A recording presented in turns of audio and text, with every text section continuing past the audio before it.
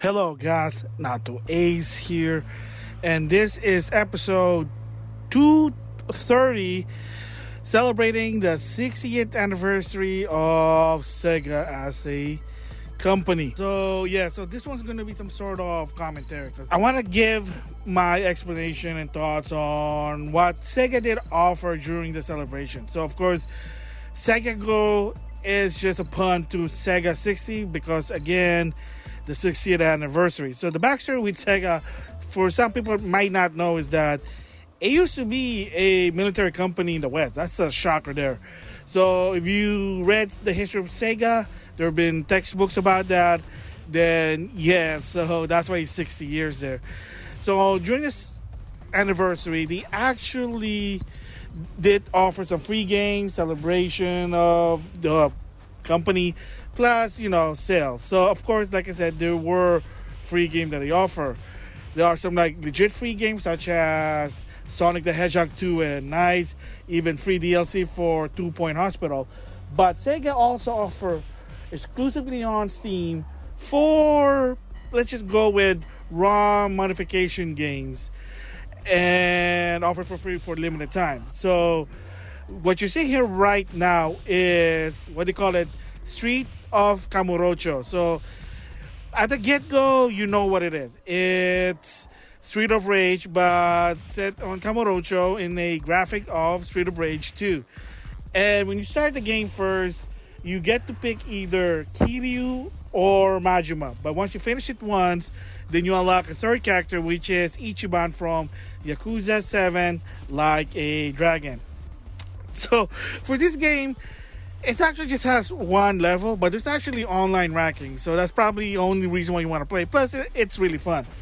So it's one stage, a really long stage, and all the setup, believe it or not, that if you really look at it technically, it is this first stage of Street of Rage 2, but again, just set on Kamurocho. So they use some of the sprite, they made it to Yakuza characters, and then in the end, I think you Nishiki, Kiryu's like old brother from the first game.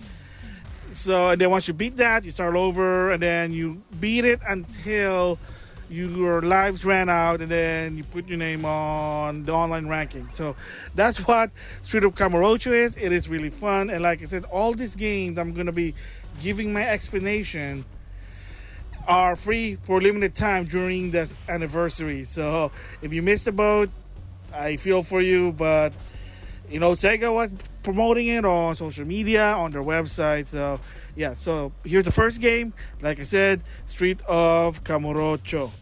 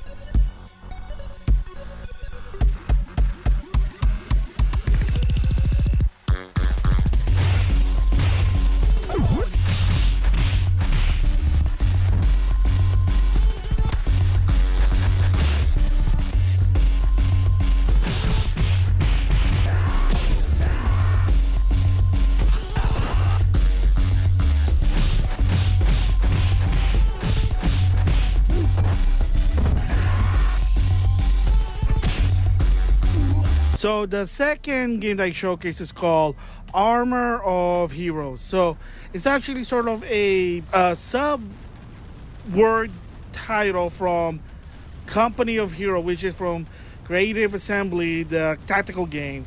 So for this one is what they did is they used the asset from Company of Heroes and make this some sort of mini game. And what it is sort of a tank battle game. Those casual one, you play it on Wii Play, on Club 51 on the Switch.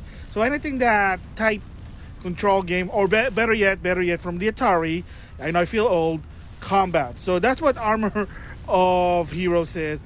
It is a 4-player game. You just playing as a tank and you just keep shooting on other tanks and to get a high score until time runs out. Nothing really else to say about it, but like I said, the sort of gimmick here is that the asset that you're looking at, what they're using, is from Company of Heroes. They just made this some sort of mini game. You know, you play as a tank, you hit other tanks, score points, and there you go. So yeah, nothing much to say about it, but it is sort of interesting. Like I said, it is free.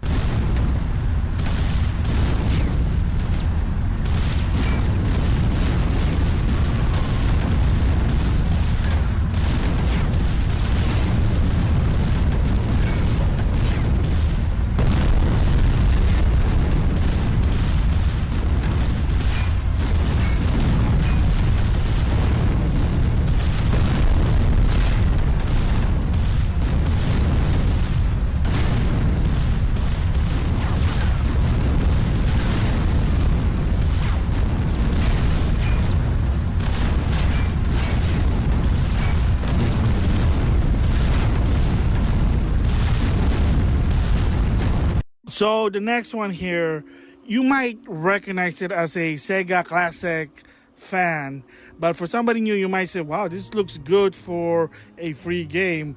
Why would this be free? And the reason why is, well, the game is based on a existing game. So this one is called Endless Zone. So for people who don't know what's the deal with that one is, it's based on a classic Sega game that's from the arcade, as well went to Sega consoles, and that is Fantasy Zone. So if you play the Yakuza game, then you should know that if you go to the Sega arcade, there is a mini game that you can play as Fantasy Zone. And of course, spoiler to any Yakuza fan, you play Fantasy Zone in the Yakuza game, you can sort of get some points, you unlock stuff, but that's, you know, it is what it is there. But yeah, so what you're looking here is Endless Zone. Sort of a, I guess we'll go with a mature type Fantasy Zone, because all the theme looks like sci-fi, looks like realistic. I mean, probably either you're looking for Battlestar Galactica, Buck Rogers, or Star Trek. But the gameplay itself, it plays like Fantasy Zone. So again, if you know how to play Fantasy Zone, this is how it plays. For people who don't know what it is that you have to shoot 8 like big bosses, and at the same time you have to avoid the enemies. And then there are coins you get because you're gonna need that to power up your ship.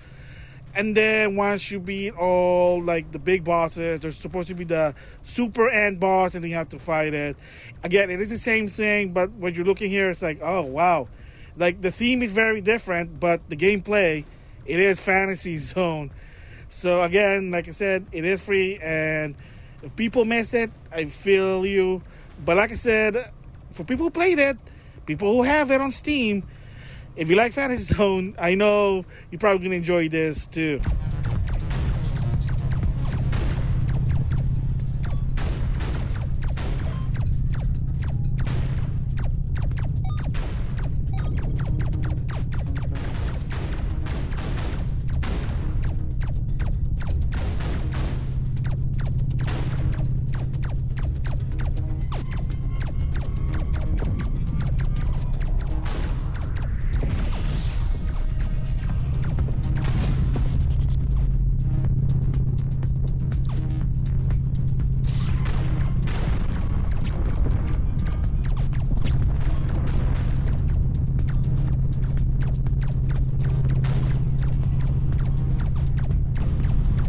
And yes, the big one here, the main event for episode 230, and that is Golden Access. So you just saw the title there.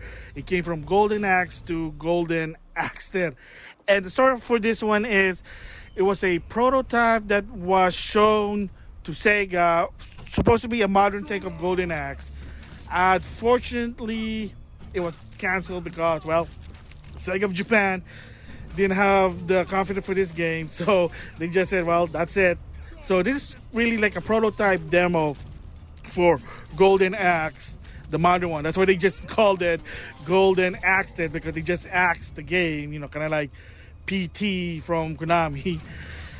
So yeah, for this one, from what I understand, it was supposed to be more, but when I tried to play it, I couldn't even figure out how to do the magic. Maybe I'm missing something there. If someone did it, props.